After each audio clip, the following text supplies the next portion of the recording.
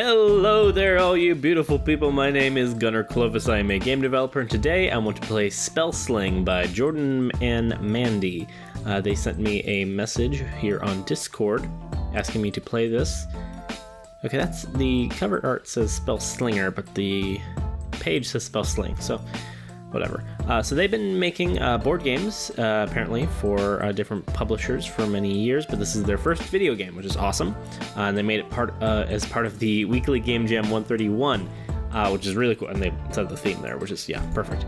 Perfect way to communicate that kind of information. Which is super awesome. Again, I love the weekly Game Jam. I love that community. The people that run it are awesome. Really, really recommend joining their Discord.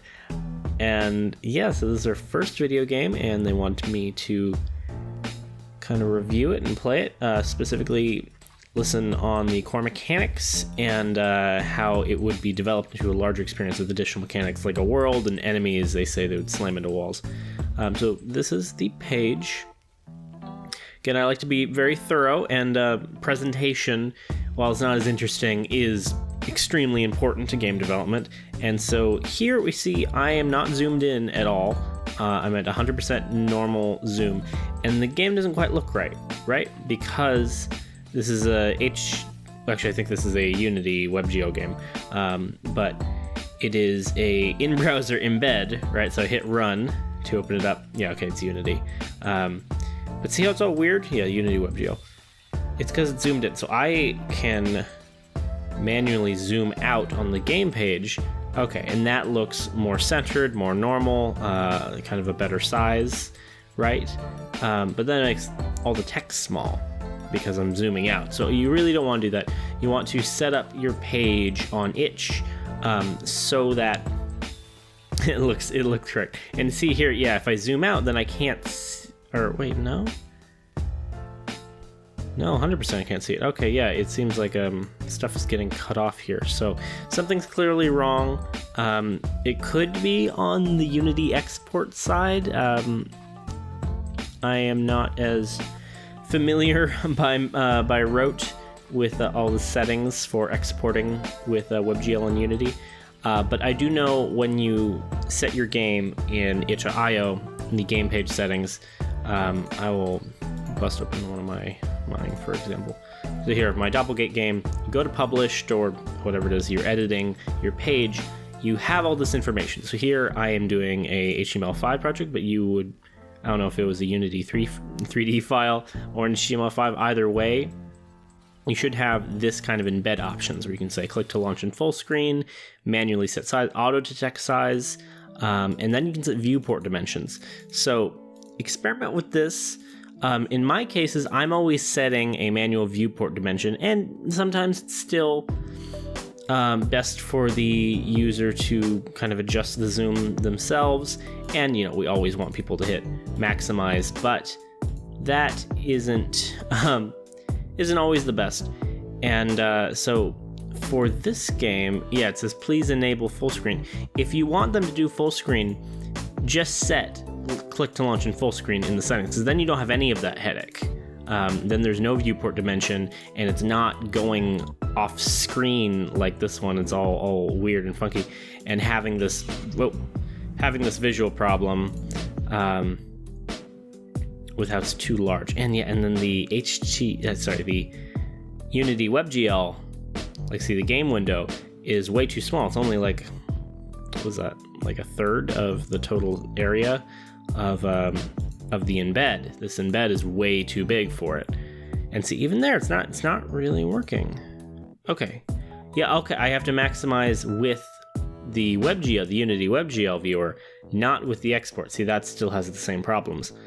So mess with that so that this smaller Unity WebGL box aligns more with the page embed. But going over the rest of the page, it is obviously the default default itch.io game page.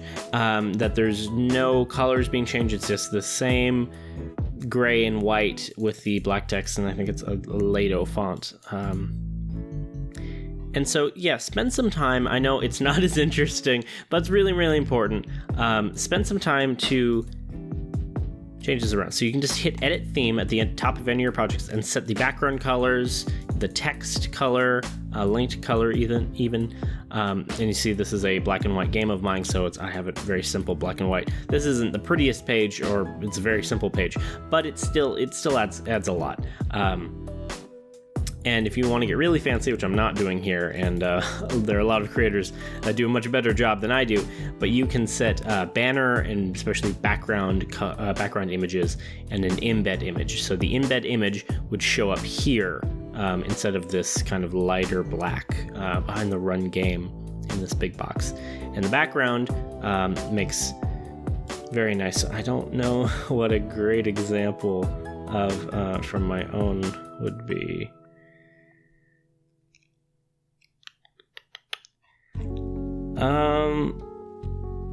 What did I do here? Okay, so yeah, this is not a great example, but this does show here I have this embed image. So that makes, that's just a really bad art asset from this 9-hour game. So that makes that a little bit more visual, more customized. And then I used one of my background tiles that's like an ice tile to fill in the background. And that just gives a lot more visual appeal and personality. And you can see I changed the colors to kind of be, the nice blue and green and white that represents the silly Christmas theme and snow of this game in particular. So use those same tools to customize all of your itch pages. Always do this. It really takes only like 20 seconds to just change the colors, and just changing the colors alone adds so much. But then you can really go above and beyond with these embed images, which I don't do a great job with it in my own work, but it's not too hard. So yeah, enable full screen for best results. Note, it looks like there's a bug that is keeping the score from affecting your actual store. Your wizard janitor, a lot of bugs, additional mechanics, basic demo. Let's just started learning Unity. This is our first game, weekly game jump 31, and then some comments. All right, so yeah, so that was a lot, but it seems like you guys are pretty professional in your own field with the you're saying you develop board games, and you want to learn this in earnest. So this presentation is honestly kind of just as important as a lot of the improvements to game design you can make. So really try and work on this presentation. And yeah, that was a minor thing that here it's called Spell Slinger, but the page is called Spell Sling. Always be consistent. Everything should always be named the same thing. That's very important to do. But sorry, I spent a lot of time on this. So Spell Slinger by Jordan Mandy. So nice. You have this little this splash screen, you could say, menu. I mean, it's very basic. And yeah, you have gamepad controls apparently and keyboard. So there's another thing. Every developer wants everybody to use gamepad, wants to use a controller, but no one is going to. I actually, it's interesting, just today I was doing a bunch of live demos, and yeah, it's really good to have a controller there, because when you're at a convention, a conference, it's really nice to hand someone a controller and say, hey, hold this, press these buttons for me, and that is the best way to get people kind of sucked in and playing your game, and then I get them to talk at my booth and I can kind of reel them in. It's sales, really. But on itch.io, these are they're PC players playing on their PC. It's a website, so everyone's always going to want to use keyboard, and so I would just always prioritize keyboard. And this is always something I noticed too. It's like every game I always say it's better with gamepad, but is it really? I've played so many games that claim they're better with gamepad, and the gamepad was astronomically worse than the keyboard. And that's actually true for some of my games that I made years ago, where I did the exact same thing. I would have a little stupid splash art that said better with gamepad, but it really wasn't. It was frankly just keyboard is better in for PC games. So I'm going to be using keyboard. I assume the gamepad works perfect, but yeah. So R for restart, space, and then move. And that's very nice. So that is the arrow keys and the WASD. That's kind of nice art. All right, next, I did not notice, but there's some text here that says Xbox, A to invert, B to reset, keyboard, space to invert bar to reset. So this text is basically unreadable. I just barely noticed that, because look how dark, it's like a pretty dark but soft gray on this grayish, brownish gray background, all these tiles and the gray lines. It's blending in completely. So this white text comes up perfect against this kind of darker green and darker gray and brown. All of this is fantastic. This is, you can't get away with that. If that was just white text as well, it would be totally fine. If you do want to do, you can have text be any color you want if you have a text box behind it that is an inverse color, of course. Like a 50% opacity light gray box to contrast this darker gray. That would be okay. That's not the best visually. But yeah, always, and that's very important in your itch.io page design as well. Always have nice contrasting colors that is very clear to the individual, but never mind. So here, yeah, Slinger, this menu just says play. So I clicked, it kind of had a delay there. All right, that WASD is working. Arrow keys also work, that's good. It's very choppy, and I don't quite know what's going on. The audio seems to be kind of freaking out. It's like alternating in my ears. I have to turn that down. Okay, so yeah, I'm pressing D or right, and I can't move further. So yeah, it looks like I have a pretty restrictive movement box that doesn't really match the visuals. So anytime you do that, there needs to be a visual signifier. So it's fine, like, you don't have to let me go to the edge of the screen. If that's part of the game design, that's part of the game design. But here, the background it looks like I should go to the edges of the screen, right? So if you just include just a line around this box that I'm tracing of the edges of where I can move, really just exposing hitboxes, exposing collisions, is usually a really good idea, because you want to communicate that visually, because it can come off as a bug, frankly. That happens a lot with my own work. People say, oh, you have this bug here. It's like, no, it's not a bug. It just wasn't communicated perfectly visually. And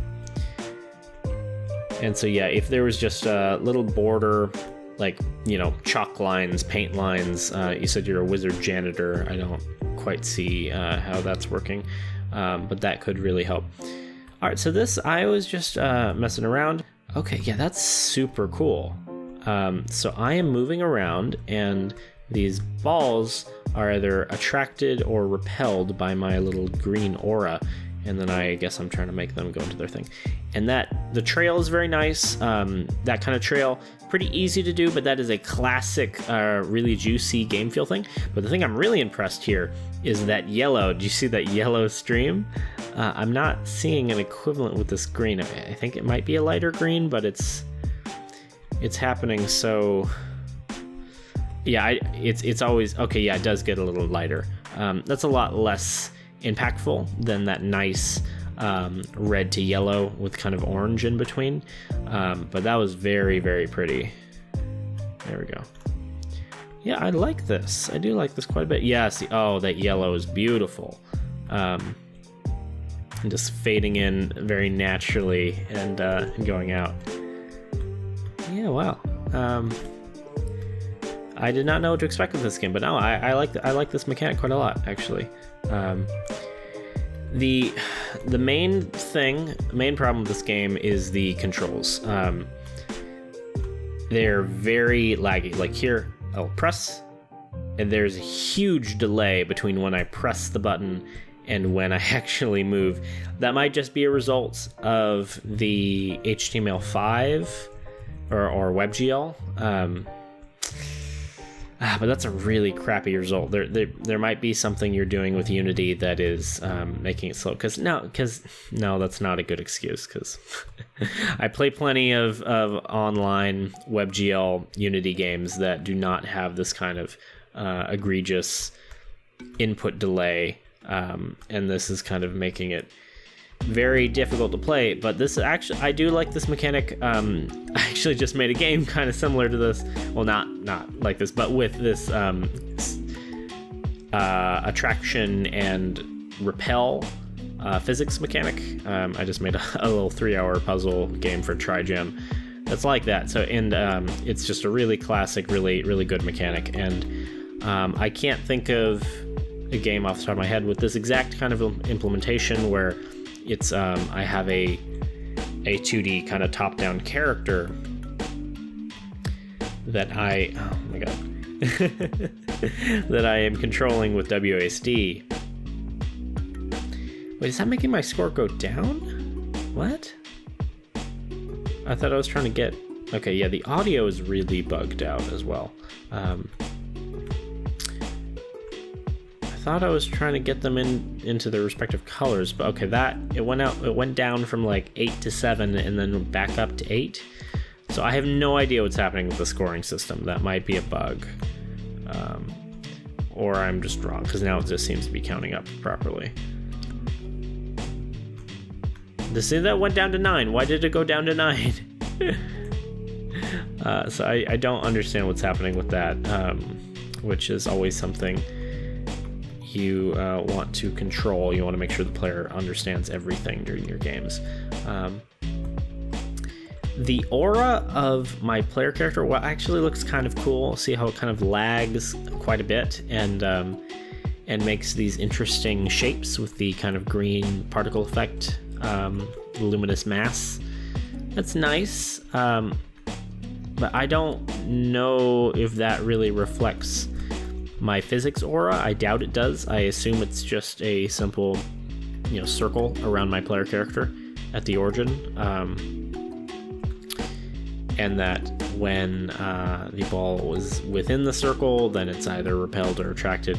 And so the green thing, well, it does look very pretty. I think it might be, and I could be wrong about this, but I feel like it might be doing the physics a disservice because it's kind of not representing them properly. And again, just like with how I really feel there should be even just a black line or some artwork, whatever it is, to represent this physics boundary. You want to communicate those ideas in the same effective way, so that the player just really understands what's happening. Communication is so vital in any game. But yeah, that's something that could definitely be improved. But again, I do really like this core mechanic. It's a bit... Anytime you have physics stuff, and this happens in my own game, I think I called it like Gravity Distortion Factory or something. I always name the games at the last minute, and so they never stick in my mind too much. I'm bad at naming stuff, very much so. Come on. So yeah, anytime you use physics, it always gets a little quote-unquote buggy. It's usually not like actually being buggy, it's just that physics is complicated, and so like trying to get this in the hole is annoying because I am not a computer, and so I'm not doing like perfect things. I'm just kind of trying to guesstimate the arcs of it and control it, which again is kind of annoying with just how clunky these controls are, that it's just like really stiff and awkward movement. I wish it was a little more freeform. You maybe could, because this is instantaneous movement, right? I just hold it down and we're moving at a constant speed. You might try some acceleration deceleration for this game, so that when I press right, I don't just start going at that speed. I start off a little slower and then speed up, hit a max speed, and then could slow down. That might might not be the right call, but that's something you should always experiment with your controls and making sure they feel really good. There are, you can do controls any which way. You can have very pixel perfect controls, which is the easiest to do, and what we kind of do by default. But even accelerated movement is not hard to do by any stretch. But there's different types of it. Like Mario, for example, Mario is often described as the fat man on ice skates because it just has a very slow, very long acceleration and deceleration. But it's very fine-tuned so that his movement feels good, that it feels really good to build up speed, and then especially Mario's jumps are just fine-tuned to perfection to get that really nice, satisfying arc where you do have quite a lot of control. And with platformer, that kind of movement tweaking is more important, but it's also much harder. Whereas doing that here is pretty simple and is still very important. Can add a lot. So I'm just going about here that there's not much more to the game. It's just a really simple simple prototype. So yeah, this was made for Weekly Game Jam 131. And in the Discord message, they said it, but on the page, you should say that the theme is Magic Mask. On your game page, just at some point put, bolded theme, Magic Mask. That really helps inform the player base, and it's just always a really good idea to do, no matter what game jam you're participating in. So I feel like I've given my feedback pretty in full on this core mechanic. I do like it. It's not like the most innovative thing in the world or anything, but that's nothing is. It's really impossible to have truly original. I don't think there's anything as original thought. Truly, it's all just remixing in our brains because that's just how brains work.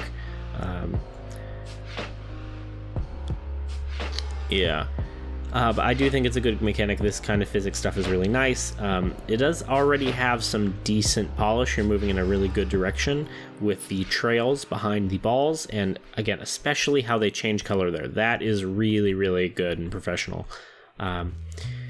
You asked me about additional mechanics, like a full world to explore, and enemies that are red or green to shove into walls. And you could, of course, continue with this and try that kind of stuff out.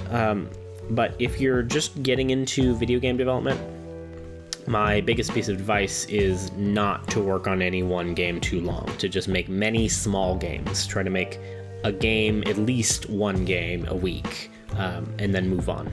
Just make something that you can get to a point where you can call it finished, call it good enough. I mean, no game is ever finished. No game in the world has ever been finished. We just eventually have to release it. But especially when you're first starting out, and I'm actually still, I'm trying to make a concerted effort for this for myself. You want to just make a bunch of small games because you will learn so much more from a bunch of small games that you finished than from one massive game that you put a lot of work into. And of course that game would all have your heart and soul poured into it, like any creative work. That's everyone who ever tried to make their big game, put a lot of love and passion into it. Same is true for me, of course. But and then that's actually part of the problem. You don't want to get too attached to any of these projects because you want to learn from them, learn from both the successes and the failures, and then move on and take those lessons to new territories and always be expanding your horizons. So you made a game like this.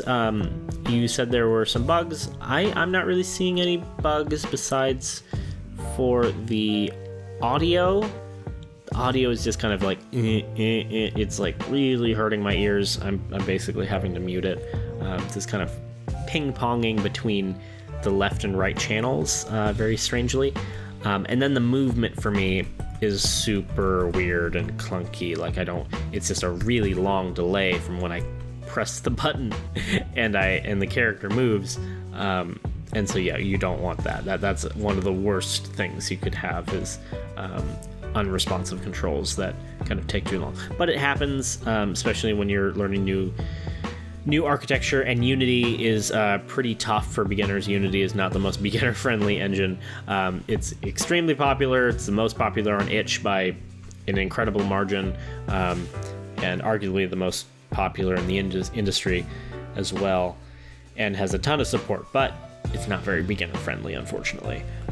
So yeah, there's probably some stuff in code that is causing the controls to be so, yes, unresponsive and sluggish, that there's just this long delay between when I press the button and it moves, which feels really, really bad. Yeah, and same thing, long delay from when I let go of the button and it stops. Like it feels like that's a full half second, at least, which is really, really bad. But it's fine, it happens. Good look into that. Okay, and then the other bug you might have set in the page is the numbers. It went up from like 19 to 32 there. Am I crazy? That seemed weird.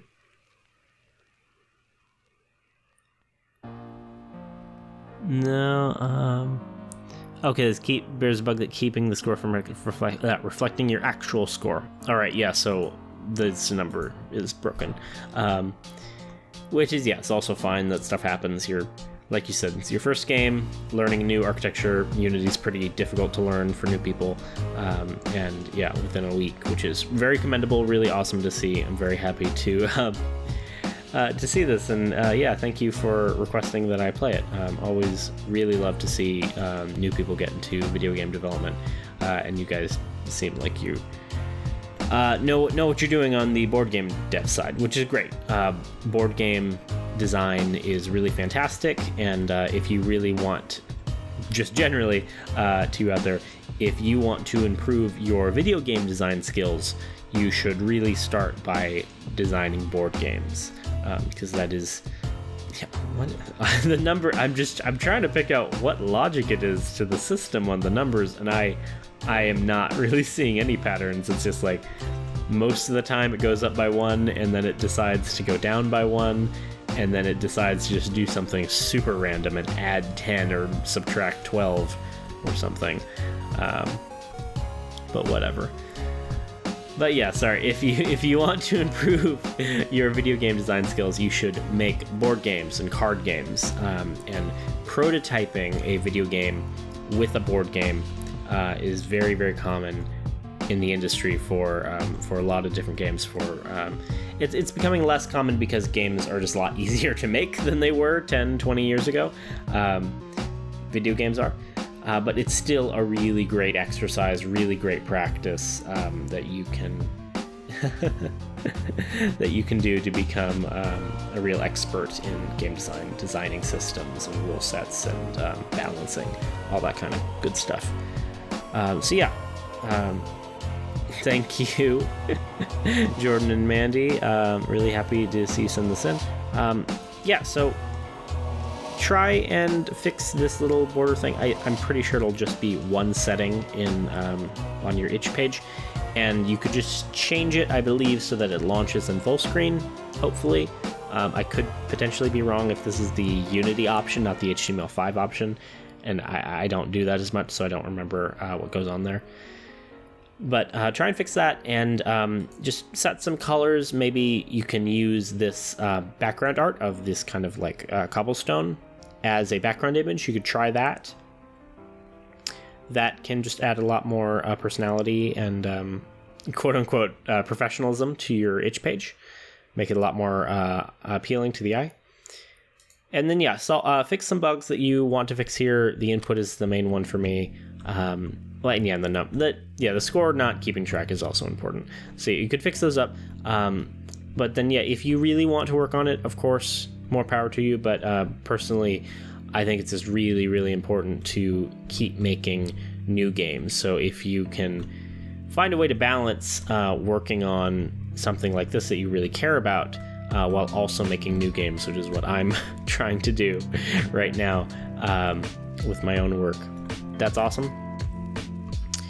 But yeah, making a lot of small games is going to be much, much more rewarding. It's going to pay off a lot. It's going to pay off more and pay off a lot faster because you learn much more, especially by making different kinds of games. So you made this kind of physicsy, arcade, score-based 2D top-down, physics gravity game. So try and make a platformer, try and make a puzzle game, try and make a match 3 game, a typing game, just anything you can think of, anything you want, and really try and diversify your game portfolio and put it all on itch. Put everything on itch, even no matter how unfinished or buggy or broken it is, you should still always put everything you do on itch. That's really great to do. Just you can organize it with collections to say these are the broken and buggy games, and these are the finished games. But yeah, that's a really, really great step. So happy to see you make this. And yeah, with Weekly Game Jam, really, really great community, great place to get started with game development. And I hope I can see more games from you guys. And if you do continue with this, interested in the progress for sure. Thank you so much for watching this video. If you have any games you'd like me to play, you can similarly reach out to me on Discord, or better yet, leave a YouTube comment with a link to your game.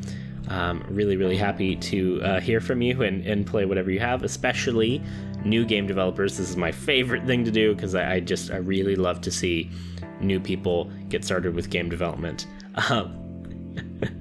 And offer what kind of advice and feedback and encouragement that I can. But yes, thank you so much. Remember to be healthy, wear seatbelts, wear a helmet. When using knives, cut away from your hands, don't cut towards your hands. Practice proper knife safety. Be careful on motor vehicles, and love and respect each other, eat well, and goodbye.